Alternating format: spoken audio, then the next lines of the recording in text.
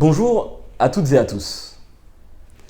Comme vous le savez, vendredi 2 octobre, une nouvelle des plus importantes a secoué notre ville. En effet, les juges du tribunal administratif de Montreuil ont annulé les résultats de l'élection municipale à l'île Saint-Denis. C'est une décision exceptionnelle, rare et d'une grande gravité, compris les juges. Par cette décision, les juges ont souhaité sanctionner le comportement de Mohamed Niabali durant la campagne électorale. Mais finalement, que reprochent les juges à Mohamed Niabali? D'avoir porté atteinte à la sincérité du scrutin, et cela de manière volontaire et répétée. Notamment en utilisant les moyens de la commune au profit de sa propre campagne électorale. J'ai lu le communiqué de Mohamed Niabali et vous vous en doutez, ce communiqué est une farce. Au lieu de dire la vérité aux habitantes et aux habitants, et de dire exactement ce que contient la décision des juges, Mohamed Niabali continue sa fuite en avant, préférant s'enfermer dans le déni et dans le mensonge. Aujourd'hui, je suis ici devant vous pour vous dire la vérité. Cette vérité que Mohamed Niabali tente de dissimuler aux habitantes et aux habitants, mais également aux élus du conseil municipal. Revenons aux faits.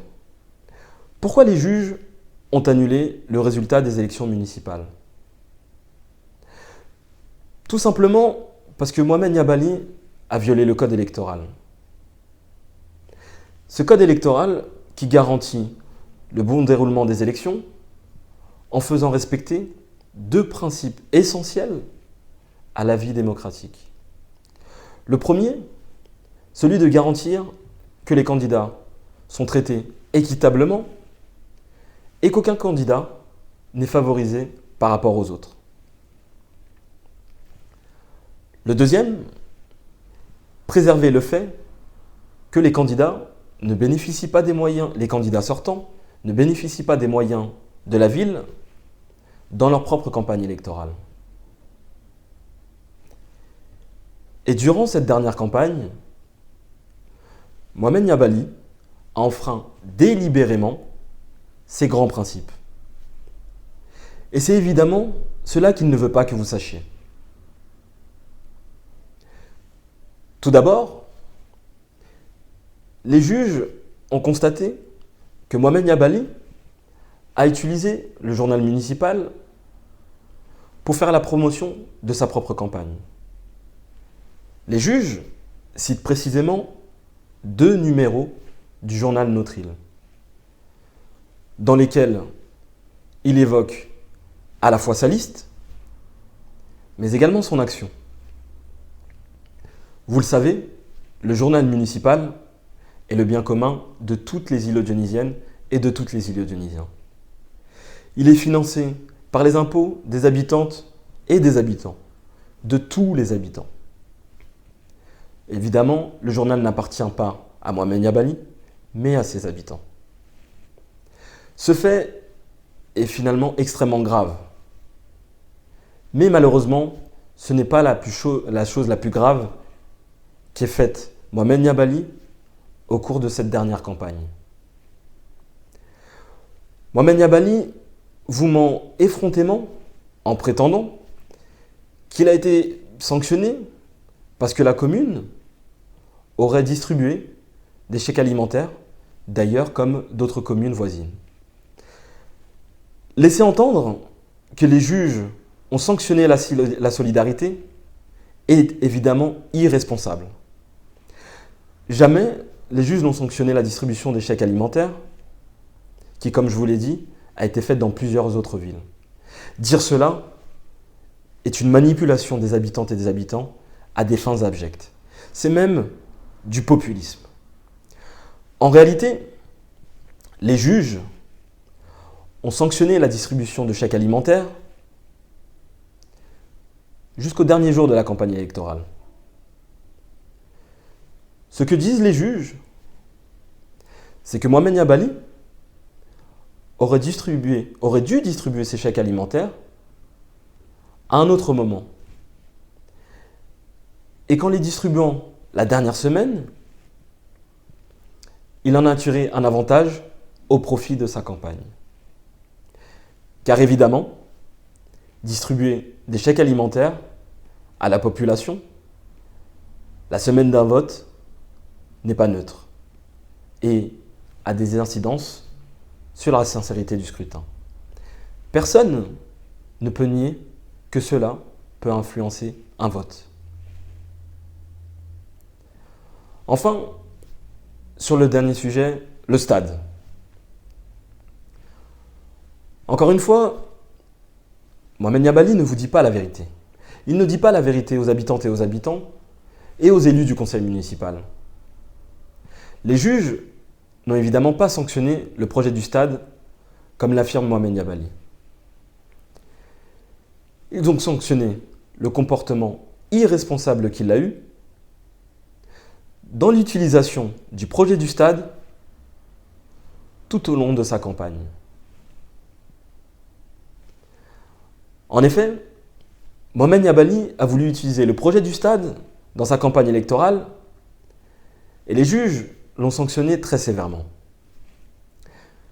Premièrement, ils ont constaté que Mohamed Niabali avait déposé un permis de construire pour le projet du stade le 13 mars, soit seulement 2 jours avant le premier tour. En fouillant, en analysant un peu plus, ils ont également constaté que le dossier de permis de construire était incomplet. Et vous pouvez le vérifier, que le CERFA n'était même pas complété intégralement. Je dirais même que c'était presque une feuille blanche. Cela montre ainsi que le maire a déposé un permis de construire dans la précipitation et surtout au mépris des procédures. Tout cela afin de déposer ce permis de construire avant le premier tour des élections. Mais ce n'est pas tout. Les juges ont été encore plus sévères en constatant que Mohamed Niabali avait commencé les travaux du stade sans permis de construire. En effet, le maire a commencé les travaux du stade la semaine du vote du second tour. Et cerise sur le gâteau, sans permis de construire. Voilà la vérité sur l'annulation des élections sur notre île. Vous l'aurez compris, cette annulation est le fruit des infractions multiples et répétées de Mohamed Niabali, des infractions évidemment volontaires, et cela afin de s'assurer la victoire.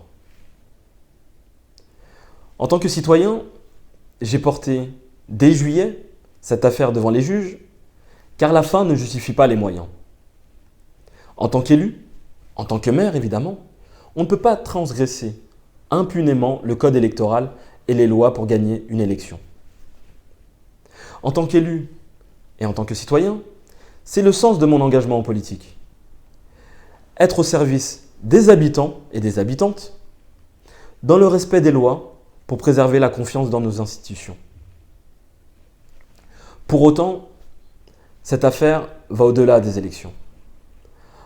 En tant qu'élu de la République, mon rôle est de défendre nos institutions, notre ville, contre les attaques et contre l'illégalité répétée de M. Niabali.